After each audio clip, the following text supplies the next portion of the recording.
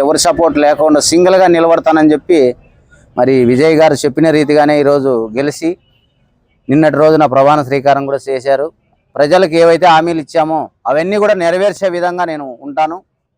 నా ప్రాణం ఉన్నంత వరకు ఇచ్చిన హామీలు నెరవేరుస్తానని చెప్పి కూడా విజయ్ గారు కూడా చెప్పారు. ఇది నా కోసం కాదు, ప్రజల కోసం నేను చేస్తున్నాను.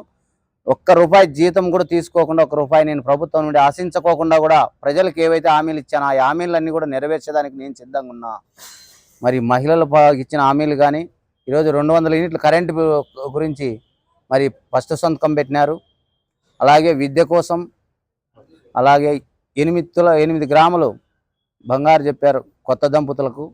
మరి అవి కూడా ఏవైతే హామీలు ఇచ్చినారో ఆ హామీలన్నీ కూడా నెరవేర్చేదానికి మరి నేను సిద్ధంగా ఉన్నాను. తమిళనాడు యొక్క ప్రభుత్వాన్ని ఈరోజు తిరగరాస్తానని చెప్పి కూడా మరి దళపతి విజయ్ గారు చెప్పారు. మరి మాట నిలబెట్టుకున్న విజయ్ గారికి ప్రత్యేకంగా ధన్యవాదాలు తెలియజేసుకుంటున్నాం. ప్రజలకు అందుబాటులో ఉండాలా, ఎందుకంటే మన ప్రజలు ఓట్లేసి మనకు భారీ మెజార్టీతో గెలిపించారు కాబట్టి ప్రజలకు అందుబాటులో ఉండాలని చెప్పి మరి మేము ఆల్ ఇండియా ప్రజాసన హక్కుల పోరాట సమితి తరఫున తెలియజేసుకుంటూ జై హింద్, జై భారత్.